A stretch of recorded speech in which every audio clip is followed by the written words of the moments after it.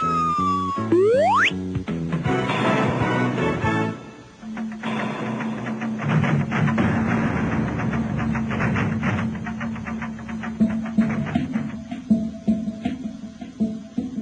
di mo kilala ang mga ministro ng iglesyang tatag ni Felix Manalo, parang malilinis at disiplinado, kunwari matuwid, kunway maginoo. Ang kalaswaan daw bawal sa kanila, isa raw po itong disiplina nila. Di raw nararapat ang mga malaswa pagkat yaon daw ay bawal ng Biblia. Mga kaibigan, isa po sa binabaka ng pamamahala sa iglesia, isa sa binabaka nila, yung kalaswaan Ang mga kapatid, tinuturuan ng pagbabagong buhay at kasama po sa dapat na itakwil yung kalaswaan. Ngunit totoo bang sila'y nagbabawal? Babasahing laman ay karumal-dumal. Sila'y paimbabaw, kunwari ay banal. Pagkat sila pala'y ganito ang asal. May tumawag sa inyo kahapon Oo, ay galing yun. Ay galing po sa Davao at saka sa Cebu, sa probinsya ko. Eh, meron po talagang tumawag. At meron siya ng copy ng comics. Kanina may tumawag, nanghihingi-hingi. Kako wala akong kopya. Marami ho niyan, mga kababayan. Sa mga department stores, makakakita kayo, 10 piso lang ho. May pagkakataon ho may namimigay kapatid na Ramil. Sila ba ay dapat napagtiwalaan kung mangaral sila'y kapaimbabawan? Pagkat babasahing lamay kalaswaan, ipamigay nyo raw, mga kaibigan.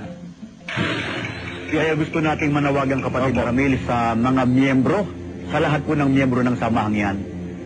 Hanapin po ninyo mga kababayan ng comics na iyon.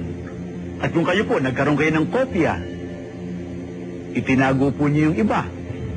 Ipagkaloob po ninyo at bigyan po ninyo ang inyong mga kamiyembro sa samahang yan, mga kamag-anak, na nasa malalayong lugar, padalhin po ninyo ng kopya. Tama ang sinabi ng kanilang puno, mga manggagawa nga'y walang matino. Pinagmumukha raw matuwid ang liko, kaya ninasan niyang tamaan ng ulo. Ano ang sulat sa akin isang kapatid? Baka gusto niyo ipabasa ko sa inyo. Hanggang ngayon, wala pa po akong nakikitang matino na manggagawa sa kasaysayan ng buhay ko. Lahat po, puro tiwali. Masakit na salita, nasaktan ako. Sapagkat ako'y manggagawa rin. Paano ating gagawin sa iglesia? Kayo maghahari sa iglesia? Hindi. Tamaan kayo ng kidlat at kulog bago mangyari yan. Kaya sabi ko sa Diyos, napakarami ho namang dapat bahaing manggagawa. Bakit hindi mo siyang binaha? Para malibol ang mga tampalasang taong ito. Nadaig pa ang kasalanan ni Judas, iisang mestro ay pinagkanulo. Iisang nagkanulo sa panahon ni Kristo. Pero ngayon, lahat ng manggagawa nagkakaisa, ipagkanulo Diyos.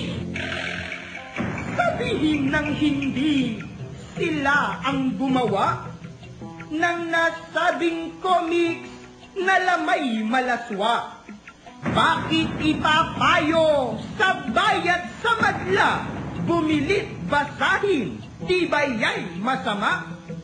Marahil alam na rin ng mga iba na nakabasa noong nilalaman noong nasabing comics. Hindi natin nakalain na gano'n pala kalaswa, ganoong karumal-dumal ang napapalob sa nasabing magazine. Tapos, hanapin po ninyo mga kababayan ng comics na iyon. At kung kayo po nagkaroon kayo ng kopya, itinago po niyo yung iba.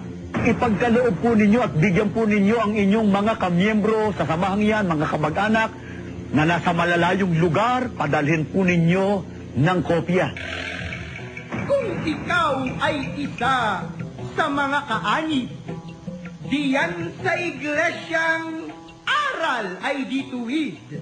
Payo namin sa'yo, payong may pag-ibig. Isipin mo ito nang ika'y matuwid.